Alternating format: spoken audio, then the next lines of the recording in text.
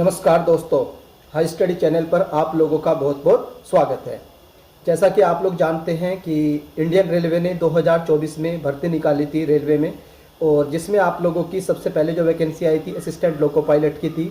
उसके बाद आप लोगों की टेक्नीशियन की थी, आरपीएफ एसआई, आरपीएफ कांस्टेबल और जूनियर इंजीनियर की वैकेंसी थी। देन जो आप लोगों की मेन वैकेंसी होती है जो सिंपल ग्रेजुएट वालों कैंडिडेट्स के लिए होती है, वो थी आप लोगों की NTPC non technical popular category की, जिसमें आप लोग की गुड्स गार्ड की पोस्ट आती है, स्टेशन मास्टर की पोस्ट आती है एंड आप लोगों की कमर्शियल कम टिकट सुपरवाइजर की पोस्ट थी। उसके बाद जो वैकेंसी आई थी वो थी आप लोगों की टीजीटी पीजीटी यानी टीचिंग वाले जो कैंडिडेट्स होते हैं उनकी वैकेंसी थी। एग्जाम किस किस के हो चुके हैं वो बता देता हूं। उसके बाद आप लोगों का जो एनटीपीसी का एग्जाम है वो कब तक होगा उसके बारे में भी आपको बताऊंगा कि उसकी एक्सपेक्टेड एग्जाम डेट क्या हो सकती है। तो सबसे पहले इन्होंने एएलपी का एग्जाम कंडक्ट करवा लिया था, एएलपी का रिजल्ट अभी नहीं आया है। उसके बाद टेक्नीशियन का एग्जाम हुआ था, टेक्नीशियन का रिजल्ट नहीं आया है। देन आप लोगों का आरपीएफ एसआई का एग्जाम हो चुका है, तो उसका भी रिजल्ट अभी नहीं आया है। और उसके बाद लास्ट में जो आपका एग्जाम हुआ था वो था जूनियर इंजीनियर का, जो दिसंबर के लास्ट में करवाया था, उसका भी अभी रिजल्ट नहीं आया है। और अभी जो आप लोगों की लेटेस्ट अपडेट आई थी ये थी आप लोगों की आरपीएफ कांस्टेबल के रिगार्डिंग। आरपीएफ कांस्टेबल का एग्जाम कब होगा सर? तो आपका एग्जाम शुरू हो रहा है 2 मार्च से लेकर के 20 मार्च तक, यानी मार्च के महीने में आपका आरपीएफ कांस्टेबल का एग्जाम कंडक्ट करवा लिया जाएगा। तो फरवरी आपका अभी एसएससी जेडी का एग्जाम चल रहा है, मार्च में आप लोगों का ये एग्जाम चलेगा आरपीएफ कांस्टेबल वाला रेलवे का। उसके बाद जो एग्जाम शुरू होगा वो एग्जाम होगा आप लोगों का एनटीपीसी वाला। और एनटीपीसी में भी 2 आते हैं, एक आप लोगों का ग्रेजुएट वाला होता है और सेकंड आप लोगों का 12th वाला होता है।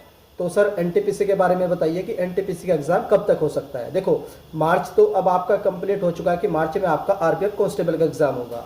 और बात करें अप्रैल की, तो अप्रैल में अगर एग्जाम डेट भी आएगी तो उसकी जो डेट है 1 महीने पहले बताई जाती है, यानी मार्च में आपको पता चलेगा कि आपका एग्जाम अप्रैल में है। लेकिन अप्रैल में एग्जाम होने के चांसेस बहुत कम है, लेकिन अगर अप्रैल में हो भी जाता है आपका एग्जाम तो एंड में जाएगा, तो यानी 20 अप्रैल के आसपास ही आपका एग्जाम शुरू होगा। नहीं तो आप लोग मान करके चलिए कि मई के फर्स्ट वीक से आपका एग्जाम शुरू हो जाएगा।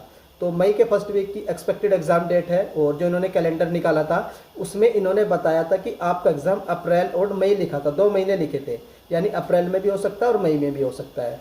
सर मोस्ट प्रोबेबली किस मंथ में हो सकता है? तो अप्रैल के लास्ट में और मई के फर्स्ट वीक से के हिसाब से आप लोग अपनी प्रिपरेशन को करते रहिए। मार्च का पूरा महीना है आप लोगों के पास, फरवरी ऑलमोस्ट खत्म हो चुका है, तो मार्च का पूरा महीना है और फरवरी के 15 दिन, अप्रैल के 15 दिन मान लीजिए। तो अप्रोक्सीमेटली 1.5 महीना है आप लोगों के पास तैयारी करने के लिए। तैयारी कैसे करनी है, हर एक सब्जेक्ट की मैंने स्ट्रेटजी बता रखी, मैथ कहाँ से पढ़ना है, रीजनिंग कहाँ से पढ़नी, जीके कहाँ से पढ़नी है। जल्दी मैं स्ट्रेटजी वाली वीडियो फिर से आपको अपलोड कर दूंगा, टॉपिक वाइज किस टॉपिक से कौन कौन से रेलवे क्वेश्चन पूछता है, जियोग्राफी में, हिस्ट्री में, पॉलिटी में, वो मैं अपडेट कर दूंगा। बाकी आप लोग जो तैयारी करोगे तो वो अप्रैल के लास्ट और मई के फर्स्ट वीक तक। तो ये तो मैंने एक्सपेक्टेड एग्जाम डेट बता दी है। उसके बाद आप लोग ये भी पूछ रहे थे कि सर पहले कौन सा एग्जाम होगा। देखो आप लोगों के 2 एग्जाम है, एक 12th वाला है, एक ग्रेजुएशन वाला है। तो पहले कौन सा होगा? पहले जो आप लोगों का एनटीपीसी वाला होगा जो ग्रेजुएशन वाला है, उसके बाद ही आप लोगों का 12th वाला एग्जाम होगा। तो 12th वाला कब तक जाएगा? तो क्योंकि जो ग्रेजुएट वाला एग्जाम है वो कम से कम 2 महीने चलेगा, ज़्यादा भी जा सकता है, लेकिन अगर ज़्यादा सेंटर बनाते तो 2 महीने तो एटलीस्ट चलेगा ही चलेगा। तो मई पूरा जाएगा, हो सकता है कि जून का भी हाफ जून चला जाए, तो जून के एंड से आपका स्टार्ट हो सकता है 12th वाला। तो 12th वाले में अभी टाइम है, तो 12th के लिए 3-4 महीने हैं, तो आप लोग बढ़िया प्रिपरेशन कर सकते हैं।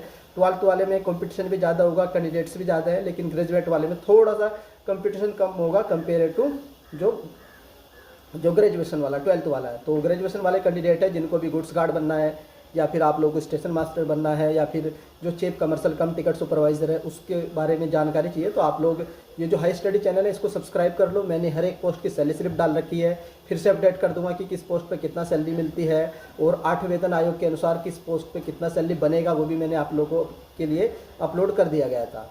बाकी कुछ भी अगर आप लोगों को डाउट है एनटीपीसी के रिगार्डिंग, काफ़ी टाइम से मैंने आपको अपडेट नहीं किया था, तो आज अपडेट कर रहा हूँ कि अप्रैल का लास्ट और मई का फर्स्ट वीक ग्रेजुएट वाले, और जून के लास्ट से शुरू हो सकता है आप लोगों का अंडर ग्रेजुएट यानी कि 12th वाले। उसके हिसाब से आप लोग अपनी प्रिपरेशन को करते रहिए। प्रिपरेशन के रिगार्डिंग कोई भी डाउट हो आप लोगों का, कंटेंट के रिगार्डिंग, करंट अफेयर, या फिर कोई भी बुक्स वगैरह पूछनी है, कुछ भी आपका डाउट है तो आप लोग कमेंट करके पूछ सकते हैं। वो डाउट आप लोगों का मैं कमेंट सेक्शन में क्लियर कर दूंगा।